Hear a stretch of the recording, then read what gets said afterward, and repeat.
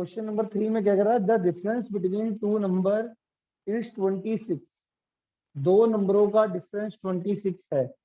तो वो दो नंबर मैंने फिलहाल के लिए लेट कर लिए एक्स और वाई। ठीक। अब वो कह रहा है इसके अंदर कि जो एक नंबर है, दो में दो नंबर थे ना, उसमें एक नंबर दूसरे नंबर का 3 टाइम्स है। दोनों नंबरों की वैल्यू बताओ। तो फिलहाल के लिए देखो, मुझे ये नहीं पता x ग्रेटर देन y है कि y ग्रेटर देन x है। अगर तो x ग्रेटर देन y हुआ तो x is equal to 3y हो जाएगा। अगर y ग्रेटर देन हुआ x, तो y ग्रेटर देन x हुआ तो y की वैल्यू 3x हो जाएगी। ये इक्वेशन 1 ले ली, ये मैंने इक्वेशन 2 ले ली। ठीक हो गया? इतना समझ में आया? उसने बोला ना एक नंबर दूसरे नंबर का 3 टाइम्स है। अब वो 3 टाइम्स, जो 3 टाइम्स वाला नंबर होगा, जो सा बड़े वाला नंबर होगा, वही तो दूसरे वाले नंबर का 3 टाइम्स होगा। अब बड़े वाला नंबर मुझे पता नहीं, एक बार मैंने मान लिया एक्स बड़ा है, तो बड़ा नंबर जो एक्स है वो छोटे वाले का क्या होगा, 3 टाइम्स। एक बारी वाई मान लिया बड़ा है, वाई इक्वल टू 3x हो गया। दूसरी चीज वो क्या कह रहा है, एक्स माइनस वाई, उनके बीच में जो डिफरेंस है वो भी 26 का होगा। एक्स माइनस वाई किसके बराबर होगा, 26। या फिर y माइनस एक्स भी किसके बराबर होगा, 26। क्लियर है ये बात? इतना समझ में आता है? इतना समझ में आता है? अब मान लो अगर आपने x ग्रेटर देन y लिया है, तो डेट मीन्स आपको सोल्व करना है 1 और 2 इक्वेशन को। अगर आप y ग्रेटर देन मान रहे हो तो आपको 2 और 4 को सोल्व करना है। तो मतलब या तो हम 1 और 1 2 ले लिया, 1 और 3 को सोल्व करेंगे आपस में, 2 और 4 को करेंगे आपस में। ये हमारा केस है। ये दोनों इक्वेशन कौन सी है, when y greater than x। तो ये दोनों इक्वेशन कब है, when x greater than y। ठीक है, तो पहले कर लेते हैं solve 1 and 2, solve 1 and 3 solve. तो यहाँ से x की वैल्यू 3y सब्स्टिट्यूशन में यहाँ पे पुट करो। सब्स्टिट्यूशन मेथड क्या बताया था मैंने, सब्स्टिट्यूशन मेथड मैंने आपको बताया था कि जोन सी भी दो इक्वेशन को सोल्व करना है, उसमें से एक इक्वेशन में से एक वेरिएबल की वैल्यू निकालनी। यहाँ पे निकालने की जरूरत है ही नहीं, यहाँ पे x की वैल्यू ऑलरेडी निकली हुई है, उसको दूसरी इक्वेशन में पुट कर दो। ये कितना आ जाएगा, ये 3y minus y is equal to 26, 2y is equal to 26, y की वैल्यू 26 अपॉन 2 13, y की वैल्यू कितनी आ गई 13। इसको हम पुट कर देंगे 1 में, पुट इन 1। तो यहाँ पे x की वैल्यू कितनी आ जाएगी, 3 इंटू 13, ये आ गया x की वैल्यू आ गई 39। तो यहाँ पे केस 1 अगर हम देखें, व्हेन, यहाँ पे केस 1 लिख लो, ऐसा करो case 1 when x greater than y। ये केस 2 ले लो, case 2 when y greater than x। ठीक है, ये दो केस हो सकते हैं। तो यहाँ पे therefore two number be 13 and 39। और यहाँ पे अगर मैं सोल्व करता हूँ ये दोनों इक्वेशन को, जब y ग्रेटर देन x लोगे तो क्या करोगे आप, y की वैल्यू 3x इसके अंदर पुट करो,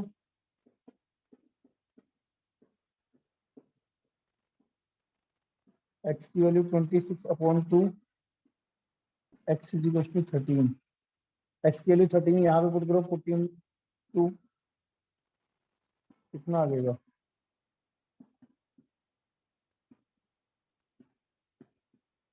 इसमें भी सेम है, देयरफॉर नंबर्स आर 13 एंड 39।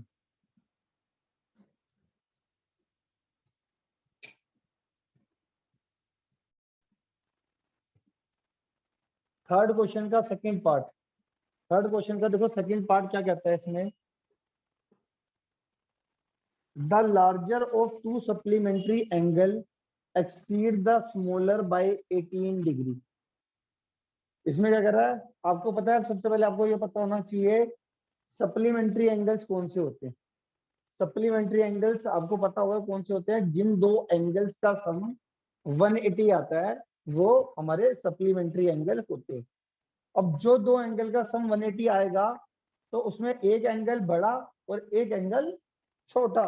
तो इसमें वो कह रहा है कि जो बड़े वाला एंगल है वो छोटे वाले एंगल से 18 डिग्री ज्यादा एक्सीड करता है। एक्सीड से हमारा मतलब होता है ज्यादा, एक्सीड से हमारा मतलब क्या होता है, ज्यादा। तो हम क्या करते हैं, सबसे पहले तो let two supplementary angle are x and y. मान लिया एक्स एंड वाई हमारे दो सप्लीमेंट्री एंगल है, तो ठीक है जी। तो हमारे पास क्या होगा, क्योंकि ये दोनों एंगल सप्लीमेंट्री है तो इनका एंगल का सम कितना होगा, 180। एक इक्वेशन लेते ही, अगर when x greater than y हुआ, अब हमारे को ये तो नहीं पता इन दो एंगल में से बड़े वाला एंगल कौन सा है, तो हम दोनों केस लेके चलते हैं। Case one, case one when x greater than y. अगर x ग्रेटर देन y है तो क्या होगा हमारा, तो जो बड़े वाला एंगल है वो छोटे वाले से कितना एक्सीड कर रहा है, मतलब कितना ज्यादा है, 18 ज्यादा है। ये क्वेश्चन 2 आ गई। और व्हेन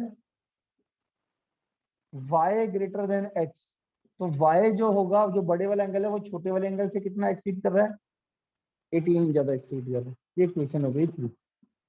तो यहाँ पे हम क्या करेंगे, इसकी अब इन दोनों को सोल्व कर लो आप, इक्वेशन 1 और इक्वेशन 2 को सोल्व कर लो पहले, आपको पता चल जाएगा। अब यहाँ पे ये x की वैल्यू, अब देखो सब्स्टिट्यूशन मेथड से सोल्व करना था। वही जैसा मैंने आपको बताया, सब्स्टिट्यूशन मेथड क्या होता था कि किसी भी दो इक्वेशन में से, एक इक्वेशन में से एक वेरिएबल की वैल्यू निकालो और दूसरे में पुट कर दो। यहाँ पे सेकंड इक्वेशन में से x की वैल्यू निकली हुई है, उसको आप फर्स्ट में पुट कर दो। Put in equation 1 y plus 18 plus 18 is equal to 180। x के लिए y प्लस 18 यहाँ पर मैंने पुट कर दी, तो ये कितना आ जाएगा मेरे पास 180। ये 18 18 36, वहां जाके माइनस का 36। y की वैल्यू कितनी आ गई,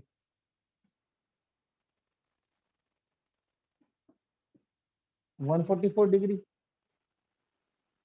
कितना आ गया, y कितना हो गया 144। और x की वैल्यू कितनी आएगी, पुट इन 2, इधर 2 में पुट कर दो जाए। 144 प्लस 18 कितनी आ गई,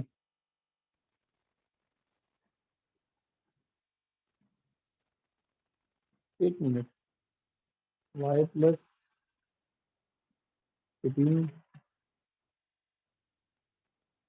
36 आ गया ना, इस 144 आ गया। x की वैल्यू कितनी आ जाएगी हमारे पास, y की वैल्यू हमने 144 पुट करी तो सर ये गड़बड़ है, x की वैल्यू आएगी 162, पर कुछ गड़बड़ हो रही है। ये देखो x की वैल्यू y प्लस 18 अगर मैं यहाँ पे पुट करता हूँ तो ये प्लस y आना था ना, प्लस y आना था, तो ये मेरे पास थोड़ा सा गड़बड़ हो गया है। ये मेरा 2y इज इक्वल टू 180, 18 उधर जाएगा माइनस का 18, तो ये कितना आ जाएगा 162 डिवाइडेड में 2, y की वैल्यू 81 आ गई। y की वैल्यू 18 को पुट करेंगे हम इन 2, पुट इन 2, तो x की वैल्यू कितनी आ जाएगी 81 प्लस 18, कितना आ जाएगा, x की वैल्यू आ गई 99। x की वैल्यू ये, y की वैल्यू ये, ठीक है। तो इस केस में हमारे जो एंगल हुए वो कौन से, वो सप्लीमेंट्री एंगल 99 और 81, देयरफॉर एंगल बी 99 एंड 81।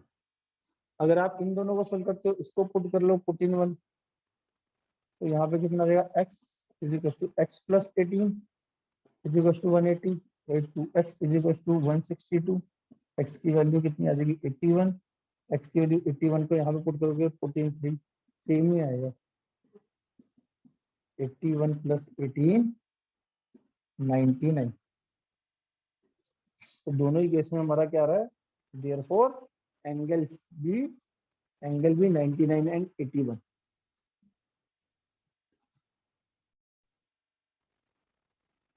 अगला है थर्ड पार्ट, थर्ड क्वेश्चन का थर्ड पार्ट देखो।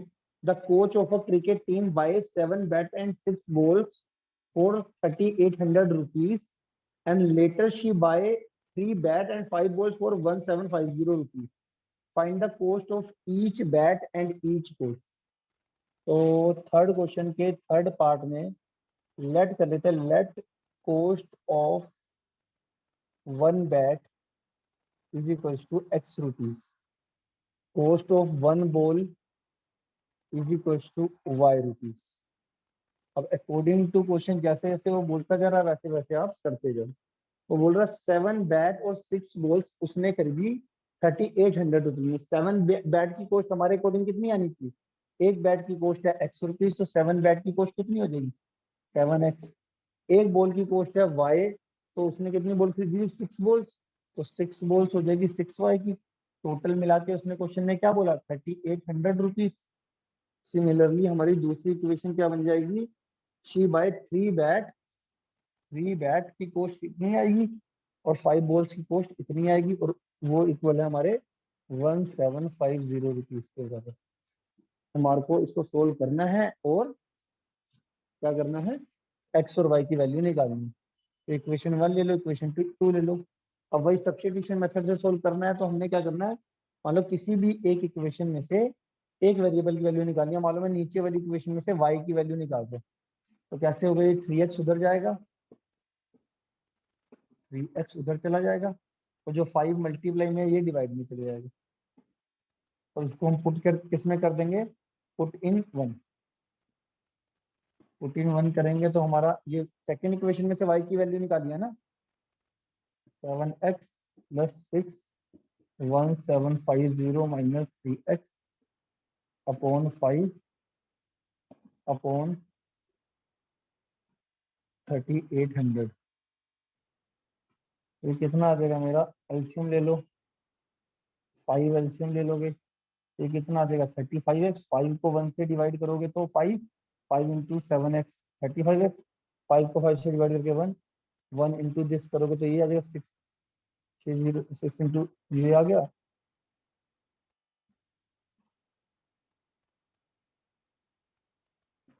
ये आ जाएगा 3800।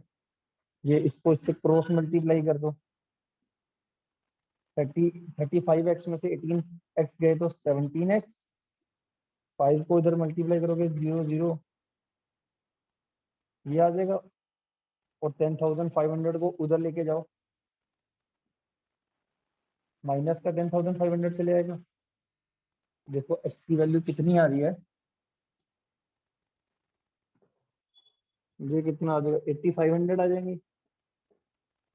x की वैल्यू 8500 अपॉन 17, x की वैल्यू कितनी आ गई 500।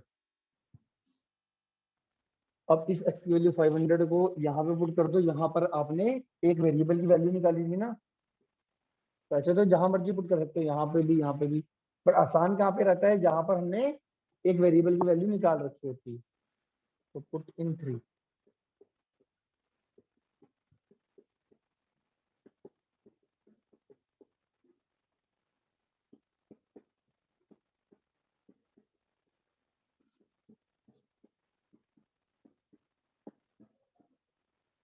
y आ गया आपका 50, ठीक है जी, x आ गया आपका 500, y आ गया आपका 50। Therefore cost of each bet, cost of each bat कितना आ जाएगा मेरा 500 रुपीज, और कॉस्ट ऑफ ईच बॉल कितनी आ जाएगी हमारे पास 50 रुपीज।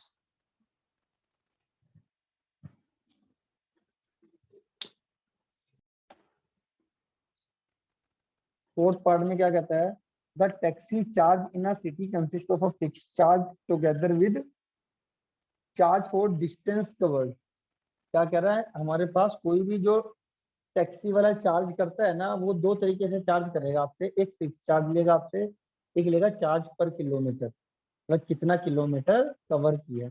इसका एक छोटा सा एग्जांपल देख लेते हैं कि कैसे, मान लो आपने एक गाड़ी के अंदर 10 किलोमीटर जाना है, तो 50 रुपए तो वो आपसे लेगा ही लेगा, प्लस 1 किलोमीटर के 2 रुपए लेगा। 50 रुपए तो फिक्स चार्ज उसने लेने ही लेने, प्लस जितने किलोमीटर आप जाओगे वो लेगा। तो मान लो मेरे को 10 किलोमीटर जाना है, तो मेरे को कितना रेंट पे करना पड़ेगा? 50 रुपए तो देने ही देना है। 1 किलोमीटर का 2 रुपए, तो 10 किलोमीटर का कितना हो गया? 20 रुपए, मतलब 20 रुपीज। और 50 रुपए फिक्स चार्ज था, तो टोटल कितना देना पड़ेगा? 70 रुपीज टोटल हो जाएगा हमारा। समझ में आई है बात? Yes sir. तो इसी तरीके से हमारा थर्ड क्वेश्चन के फोर्थ पार्ट में देखो क्या है। हम मान लेते हैं लेट फिक्स चार्ज, अभी हमें नहीं पता कितना लेगा टैक्सी वाला, क्योंकि वो हमें निकालना है। आप क्वेश्चन पढ़ो पूरा, उसमें निकालना है। और चार्ज पर किलोमीटर भी निकालना है। चार्ज पर किलोमीटर निकालना है y रुपीज। ठीक है, अब क्वेश्चन और पढ़ते हैं पूरा। अब अगर 10 किलोमीटर के चार्ज किए टैक्सी वाले ने 105 रुपीज, और 15 किलोमीटर के चार्ज करे उसने 155 रुपीज। 15 किलोमीटर के फिक्स चार्ज बता रहा, कह रहा है फिक्स चार्ज बता दो और चार्ज पर किलोमीटर बताओ। अब फिक्स चार्ज मैंने x माना, चार्ज पर किलोमीटर मैंने y रुपीज माना। अब अगर 10 किलोमीटर के हमारे अकॉर्डिंग पैसे कितने बनने चाहिए बताओ? 10 किलोमीटर के, 10 किलोमीटर में हमने फिक्स चार्ज तो देना ही देना है, फिक्स है। और 1 किलोमीटर का y रुपीज है, तो 10 किलोमीटर का कितना हो जाएगा? 10y रुपीज हो जाएगा। तो ये 10 किलोमीटर का हमारे अकॉर्डिंग इतना फेयर बनना चाहिए। और क्वेश्चन में कितना दे रखा है? 105 रुपीज। ऐसी 15 किलोमीटर का फेयर बनाओ खुद, कितना बनेगा? फिक्स चार्ज तो देना ही देना है। 1 किलोमीटर का वाई, तो 15 किलोमीटर का कितना हो जाएगा? 15 वाई। ये कितना आ जाएगा? 155 रुपीज। ये इक्वेशन 1 आ गई, ये इक्वेशन 2 आ गई। इक्वेशन 1 और इक्वेशन 2 आ गई। ठीक है जी। अब हमने क्या करना है, इनको सोल्व करके आपकी इक्वेशन आ गई। तो पहली इक्वेशन में से फ्रॉम 1 से एक वेरिएबल की वैल्यू निकाल लेते हैं, एक्स की निकाल लेते हैं। 105 माइनस 10y, 10y को उधर ले गए और उसको पुट कर देंगे सेकंड में। Put in 105 minus 10y plus 15y is two 155। ये हमारा कितना गया? 15y में से 10y गया 5y, और 105 को उधर लेके जाओगे तो ये हमारा कितना आ जाएगा? 50। 155, ये 105 उधर जाएगा माइनस 105। तो लिख लो आप ऐसे फिर। कितना आ गया? 50, और 5 को डिवाइड में भेज दो। y की वैल्यू कितनी आ गई? 10। y की वैल्यू 10 कहाँ पे पुट करनी है? जहाँ पे सिंगल वेरिएबल की वैल्यू निकाली थी आपने x की वेरिएबल की वैल्यू निकाली थी ना, वहाँ पे पुट कर दो। वैसे तो यहाँ पे कहीं पे भी पुट कर दोगे आंसर सेम आएगा। Put in third, x is equal to 105 minus 10 into 10, ये आ जाएगा 5 रुपीज। 10 इंटू 10 100, 105 माइनस 100 5 आ गया। तो ये x आ गया, ये y आ गया। ठीक है, हम इसका मतलब हमारा देयरफॉर फिक्स चार्ज कितना आ गया? फिक्स चार्ज कितना आ गया? 5 रुपीज। और चार्ज पर किलोमीटर कितना आ जाएगा? 10 रुपीज।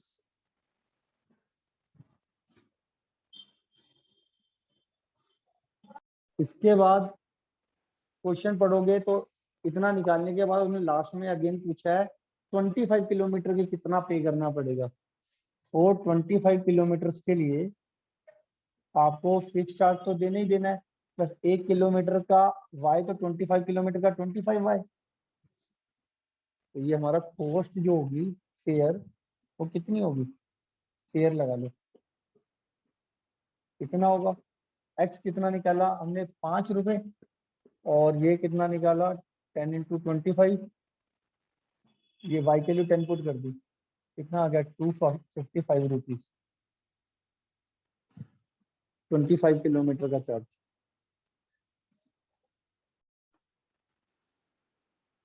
फिफ्थ पार्ट देख लीजिए। फिफ्थ पार्ट थर्ड क्वेश्चन का क्या कहता है इसमें? A fraction becomes 9/11। फ्रैक्शन मतलब समझ रहे हो ना, जिसमें न्यूमरेटर और डिनोमिनेटर दोनों होता है। ठीक है, a fraction becomes 9/11 if 2 is added to both numerator and denominator if 3 is added to both numerator and denominator it becomes 5/6। देखो सबसे पहले तो हमको एक इनिशियल फ्रैक्शन लेनी पड़ेगी जो कि हमें नहीं पता, तो हम लेट कर लेते हैं। लेट फ्रैक्शन हमने ले ली x अपॉन वाई। फ्रैक्शन मैंने क्या ले ली, x अपॉन वाई। अब वो कह रहा है कि ये जो इनिशियल फ्रैक्शन है ये 9/11 बन जाएगी अगर न्यूमरेटर और डिनोमिनेटर दोनों में क्या कर दिया जाए, 2 ऐड कर दिया जाए। हमें फ्रैक्शन ही निकालनी है। अगर आप देखो लास्ट में क्या पूछा, what will be the fraction, initial fraction कौन सी ले कि हमारे पास अगर दोनों में न्यूमरेटर और डिनोमिनेटर में 2 ऐड करने के बाद, 2 ऐड करने के बाद फ्रैक्शन 9/11 बन जाए। अगर दोनों में न्यूमरेटर और डिनोमिनेटर दोनों में मैं 3 ऐड कर दूं तो फ्रैक्शन बन जाएगी 5/6।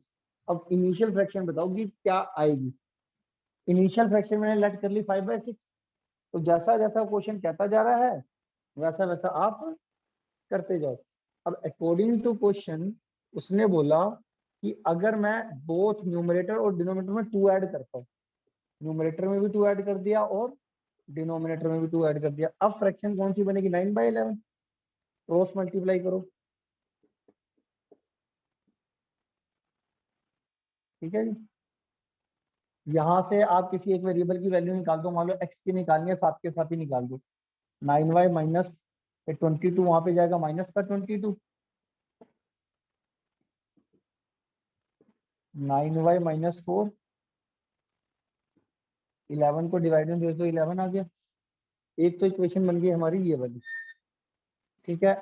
दूसरी क्या कह रहा है कि हमारे पास 3 ऐड करूं अगर बोथ न्यूमरेटर एंड डिनोमिनेटर में,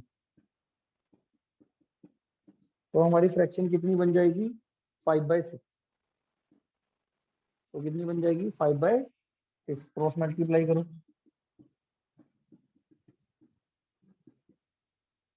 ये आ जाएगी हमारे पास 5y प्लस 50। यहाँ से हम क्या करेंगे, 15 x की वैल्यू, एक तो इस 18 को उधर ले जाओ, 5y माइनस प्लस 15 माइनस 18 कितना हो गया, 5y माइनस 3, ये 6x आ गया, ये 6x आ गया। x की वैल्यू कितनी आ जाएगी, 9y माइनस 4।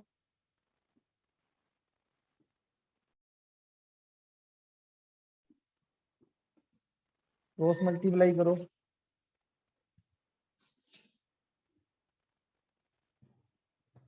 ये 11 को इससे मल्टीप्लाई कर देना और 6 को इधर, 54y माइनस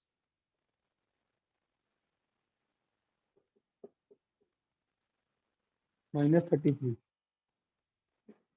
11 को क्रॉस मल्टीप्लाई।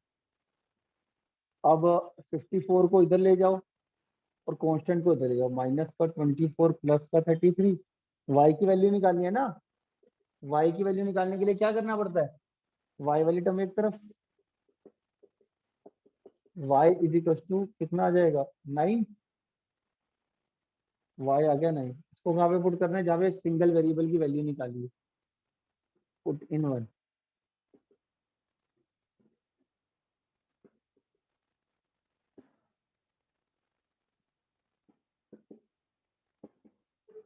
-81 माइनस 4 77 अपॉन 11, 7 आ गया। x की वैल्यू कितनी आ गई, 7, y की वैल्यू आ गई 9। x और y की वैल्यू को यहाँ पे पुट कर दो, आपको फ्रैक्शन मिल जाएगी। देयरफॉर फ्रैक्शन भी 7/9। चेक कर लो, कुछ नहीं समझ में आया तो।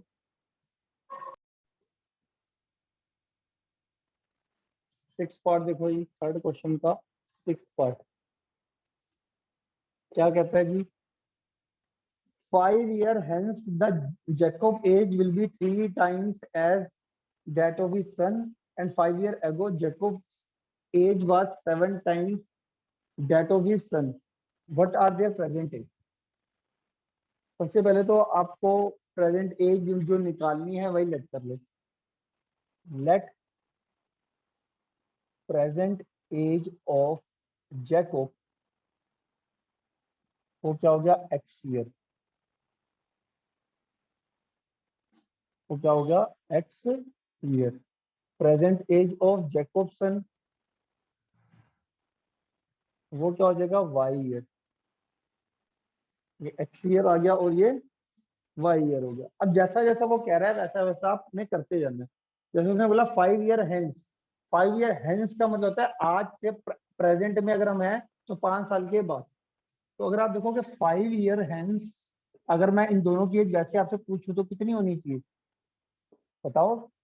इन दोनों की 5 साल के बाद कितनी एज हो जानी चाहिए? इसकी हो जानी चाहिए x+5, इसकी हो जानी चाहिए y+5, 5 ऐड कर दो। मगर वो क्या कह रहा है, जैकब की एज कितनी है 3 टाइम्स 5 साल के बाद। तो 5 साल के बाद पहले तो लिख लो जैकब की एज और जैकब के सन की एज। अब वो कह रहा है जैकब की एज अपने सन की 3 टाइम्स है। जैकब की एज अपने सन से कितनी है 3 टाइम्स। ये 3y+15 आ गया x+5, और ये 5 को उधर भेज दो क्योंकि सिंगल एक वेरिएबल की वैल्यू निकालनी है ना। 3y+10 आ गया। इसको इक्वेशन में मान लीजिए। अब इसके बाद वो कह रहा है 5 ईयर एगो। एगो का मतलब होता है पहले, आज से 5 साल पहले क्या था। 5 ईयर एगो, तो पहले 5 ईयर एगो इनकी एज निकाल लो। जैकब की एज होगी x-5 और उसके सन की एज होगी y-5। दोनों में मैंने 5 साल कम कर दी, दोनों की एज में। 5 साल पहले की के बारे में बोल रहा है ना ये, तो इन दोनों की एज ये होगी 5 साल पहले। अब वो कह रहा है कि जैकब की एज अपने सन की 7 टाइम्स थी।